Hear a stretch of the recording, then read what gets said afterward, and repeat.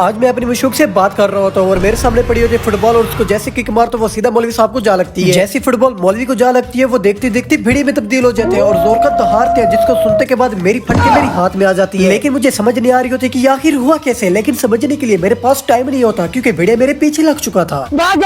میں 120 کی رفتار سے بھاگ رہا تھا اور بھاگتے بھاگتے میری ٹکر ایک مقامی انسان کے ساتھ ہو جاتی ہے. پہلے تو وہ مجھے ڈانٹتا ہے اور بعد میں پوچھتا ہے کہ اتنا جلدی میں کیوں تھا اور کیوں بھاگ رہا تھا. تو اسے میں بتاتا ہوں کہ بھائی صاحب میرے پیچھے وحشی درندہ بھیڑیا لگا ہوا ہے. لیکن آگے سے کہتے ہیں میرے سر کے بال جھڑ گئے اس جگہ پر رہتے رہتے, لیکن زندگی میں میں نے کبھی آج تک بھیڑیا نہیں دیکھا. پھر اچانک سے وہ جانور دوبارہ نمودار ہوتا ہے اور اس کو دیکھنے کے بعد ہماری جان کے لالے پڑ جاتی ہے اور دوبارہ سے ہم بھاگ جاتے ہیں. زیادہ بھاگنے کی وجہ سے ہمارے پھیپھڑوں میں ہوا بھر جاتی ہے جس کی وجہ سے ہماری سانس پھول جاتی ہے اور ہم پیڑ کے نیچے آ جاتے ہیں. چاچو جی مجھ سے پوچھتے ہیں کہ آخر یہ ماجرا کیا ہے, کیوں تمہارے پیچھے بھیڑیا لگا ہوا ہے. تو اس کو میں سناتا ہوں ساری بیک اپ سٹوری.